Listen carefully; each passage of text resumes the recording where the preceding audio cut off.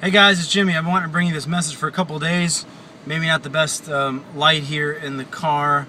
A little bit of a little daylight coming in. But this is a book called The Cost of Commitment by John White. And if I were honest, I would say that I have not been completely radically trusting in my faith, which is a place where I want to be. And this is really interesting in this book. It's one of the greatest stories I've ever read. John White, who was a noted writer, talks about the part in Scripture where it says that you need to hate your family for Jesus' sake. And he describes that as simply being when you part with the ones that you love to share the gospel or do God's work, you simply say, it won't be long, it's for Jesus' sake. And then he has this amazing story, and I hope I have enough time on here. Hate. I once had a premonition that my wife and infant son would be killed in a flying accident. We were to travel separately from the U.S. to Bolivia, South America. She would fly via Brazil and Buenos Aires, and then north to Bolivia. I was to visit Mexico, several Central American countries, Venezuela, Colombia, and other countries to strengthen Christian work among students before joining my family in Bolivia. The premonition came with sickening certainty just before we parted on the night of a wild snowstorm. I felt I was a cowardly fool as I drove away and saw Lori silhouetted in the yellow light of the doorway, surrounded by swirling snowflakes. Why didn't I go back and tell her I would cancel the flights? Why didn't I act on this foreboding? I didn't believe in premonitions, had never even heard of words of knowledge. Lori would probably laugh. Besides, I was late. I had to get to the place where I would spend the night before my early morning flight.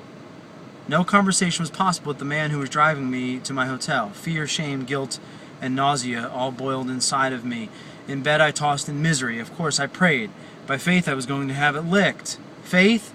In the presence of so powerful a premonition, my mouth was dry, my limbs shook. God was a million miles away. The hours crawled by, each one a year of fear. Why didn't I get dressed, hire a car, and go back to them? What's the matter? Can't you trust me? I was startled. Was God speaking to me? Yes, I'll trust you if you promise to give them back to me. Silence. And if I don't promise, I heard, if I don't give them back to you, will you stop trusting me? Oh God, what are you saying? My heart had stopped and I couldn't breathe. Can you entrust them, he hears, to me in death as well as in life? Suddenly a physical warmth flowed through all my body. I think I wept a little. My words came trembling and weakly. Yes, I place them in your hands. I know you will take care of them in life or in death. And my trembling subsided. Peace, better far than martinis on an empty stomach, flowed over and over me, and drowsily I drifted off to sleep. Hate them? How could I ever hate them? Yet by faith I had said in effect, I will do your will, whatever it costs to me and them, and I will trust you. Their plane crashed. Everyone on board was killed.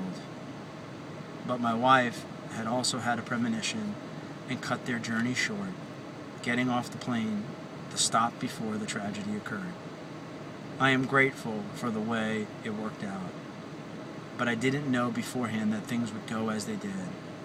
And had it not worked out that way, I would have grieved. God knows how I would have grieved, but I would not have regretted my decision to trust and go forward. I invite you to look at The Cost of Commitment by John White. I hope I did that story justice.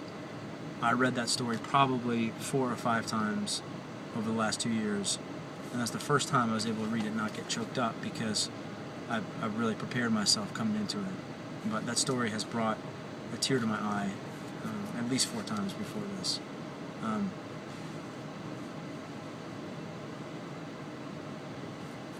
Pretty amazing, and maybe pretty scary for a guy like me when you finally start to place your trust in God. God bless you. Good night.